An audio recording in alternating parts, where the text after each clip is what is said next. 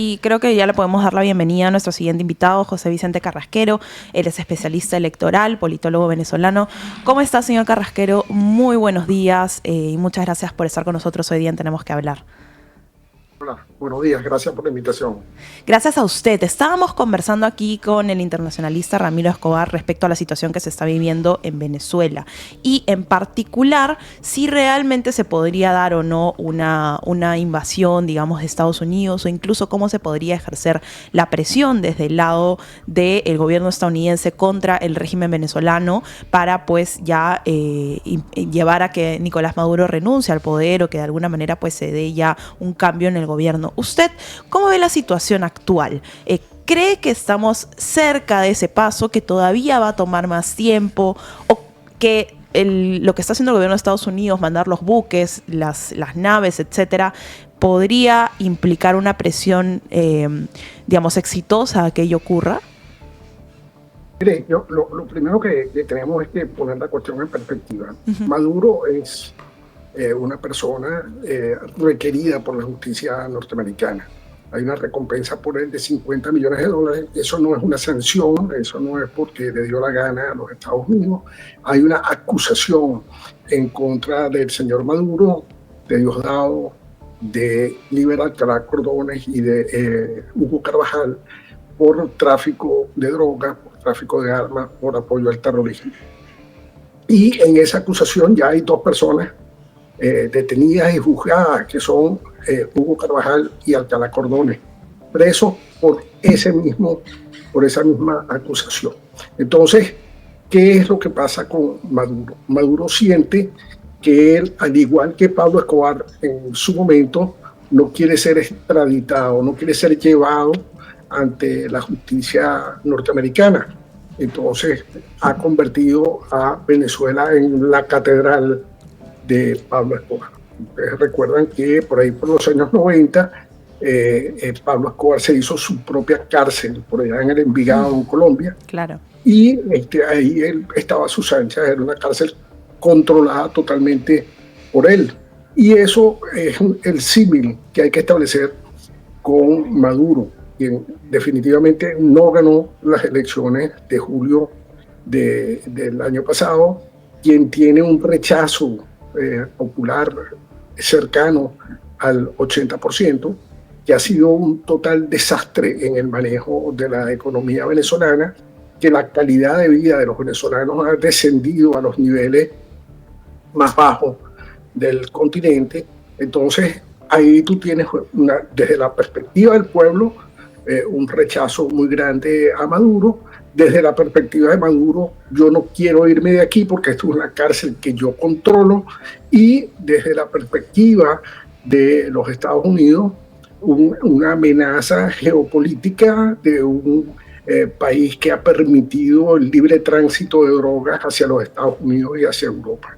Y esa es precisamente la presión que en este momento ejerce Estados Unidos, que es una presión multidimensional en la que se le ha ofrecido que se vaya a otro país, al igual que hizo Ferdinando Marcos en su momento, y que no lo van a perseguir. Él, sin embargo, se ha empeñado en que borren el asunto de los cargos que hay en Nueva York y que borren el asunto de la recompensa, y eso, por supuesto, es un asunto bastante difícil. Entonces, esta amenaza que estamos viendo es un control inicialmente sobre una porción de mar Caribe que está abandonado a su suerte, donde Venezuela no ejerce soberanía para controlar el tráfico de drogas. Entonces ha venido Estados Unidos a ejercer esa presión y combinar de alguna manera a Venezuela a que asuma su responsabilidad en esa zona. No lo veo yo como un ataque militar. Un ataque militar necesitaría un mayor despliegue. Estamos hablando de un país de casi 1 millón de kilómetros cuadrados. Estamos hablando de un país con largas fronteras con Colombia y Brasil al menos. Entonces, y bueno, todo el frente del Caribe, que son 1.600 kilómetros de costa. Eso hace que Venezuela no sea un país en el que te puedes meter fácilmente, pero sí uno sobre el que puedes ejercer una presión importante sobre un régimen que además es violatorio de los derechos humanos, un régimen que ha sometido al pueblo venezolano a través del terrorismo de Estado. José, y en el esquema de poder actual en Venezuela, si es que pongamos en el escenario Nicolás Maduro acepta irse, ¿quiénes se quedan debajo de él en esta disputa por querer asumir el poder? Porque me imagino que si se va Nicolás Maduro no es que todo desaparece y entramos tranquilamente a la transición democrática, sino que hay grupos de poder debajo de él que van a intentar ascender y tomar el control de todo. Eso es una excelente pregunta. El problema es que tan ilegítimo es Maduro como el resto de las instituciones. Básicamente porque las instituciones no funcionan como instituciones según la Constitución, sino que funcionan como secretarías del partido de gobierno, muy a la imagen y semejanza de Cuba en este caso. Entonces, tú tienes una institucionalidad totalmente putrefacta, una institucionalidad que se presta a poner presos a líderes políticos que no han hecho absolutamente nada, pero bueno, como el régimen da la orden de que los señores van presos, entonces va el señor fiscal Tarek William Saab y pone preso a estos señores sin que medien asunto alguno, simplemente se los llevan presos, los desaparecen, es decir, no tienen contacto con sus familiares, con sus amigos, y es la condición de ahorita de casi 900 presos políticos en Venezuela. Y así como funciona la Fiscalía, funciona un Tribunal Supremo de Justicia, que no es tal, un Tribunal Supremo de Justicia que hizo el simulacro de contar los votos cuando no le corresponde, porque hay un Consejo Nacional Electoral que según la Constitución venezolana tiene el mismo rango que el Tribunal Supremo de Justicia, y el Consejo Nacional Electoral, el presidente es un tipo, una persona que fue diputado del partido de gobierno, contralor del partido de gobierno, o sea, una institucionalidad totalmente putrefacta que tiene que ser, para que Venezuela tenga alguna viabilidad, totalmente reemplazada.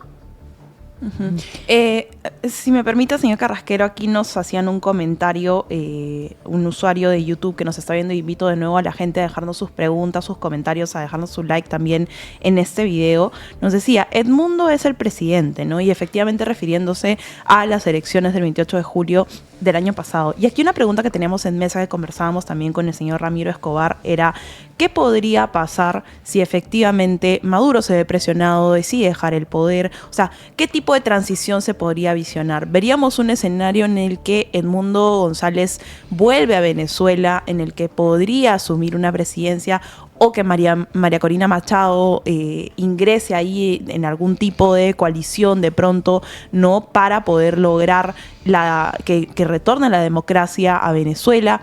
O por el contrario, una situación en la cual la transición la harían los mismos militares que están en este momento al lado de Maduro. No sé si usted ahí ve un escenario posible. Sé que esto es, digamos, un poco no hablar sobre algo que quién sabe qué puede pasar, pero si nos puede comentar de qué podría darse o qué se podría esperar si ese fuera el caso, ¿no? Si realmente veríamos una transición democrática o si tomaría mucho tiempo. Un gusto. Y esto va a depender básicamente de cómo colapse el régimen. Si el régimen colapsa totalmente, es decir, pierde su estructura de poder, y esa estructura de poder es rápidamente reemplazada por movimientos sociales, entonces ustedes van a ver ahí muy probablemente una juramentación de Edmundo González y una especie de movimiento hacia la reinstitucionalización del país. Lo que sabemos que está tratando de hacer Maduro es buscarse un sustituto a su medida. Eso lo viene haciendo desde julio del año pasado, desde antes de julio del año pasado, cuando él sabía que iba a perder las elecciones. Él se empeñó en escoger él quién era el candidato a la oposición. Lo que pasa es que María Corina Machado se empecinó en que no fuese ninguna persona seleccionada por Maduro, sino una persona seleccionada por la que en ese momento era la mayoría de la ciudadanía del país, y resultó electo Edmundo González Urrutia. Entonces, Maduro anda en este momento buscando ver a quién le deja el poder. ¿Por qué? Porque si él le deja el poder a uno de sus adláteres, a una de sus personas de confianza, o a alguien que en algún momento jugó con ellos, entonces ellos pueden conservar esa institucionalidad perversa que tienen, donde todas las instituciones están al mando del presidente de la República, como un jefe supremo, y las demás instituciones que en la Constitución venezolana tienen el mismo rango que el presidente, sometidas a las voluntades y a las decisiones de quien ocupe la presidencia de la República. Entonces, esas son ahorita las dos opciones que tú tienes sobre la mesa: si Maduro decide irse y dejar a alguien, o si, por el contrario, esta coalición de poder colapsa, entonces va a tener que darle paso a una situación que se va a manejar de una forma totalmente distinta hacia la renovación de unas instituciones que lamentablemente han dejado de cumplir con su misión y que lo único que han servido es para ser herramientas de sometimiento por la vía del terror de un pueblo subyugado. ¿Y qué papel juega en todo esto el Cartel de los Soles, que ha sido muy mencionado en los últimos años? Mire, el Cartel de los Soles es una institución, bueno, no lo llamemos institución, es una cofradía de generales muy antigua. Y cuando digo muy antigua, yo tengo unos 40 años trabajando en ciencia política. Ya en los años finales de los años 80 se oía hablar del Cartel de los Soles. El Cartel de los Soles era un grupo de generales que controlaban los pasos en el Orinoco, allá en el sur del estado Monagas, hacia el delta del Orinoco, zonas básicamente deshabitadas, y por ahí traficaban oro, traficaban droga, traficaban combustible. El combustible en Venezuela era muy barato, entonces daba pingües ganancias sacar combustible de ahí, llevarlo a Colombia, sacar combustible de ahí, llevarlo a Trinidad o a las islas.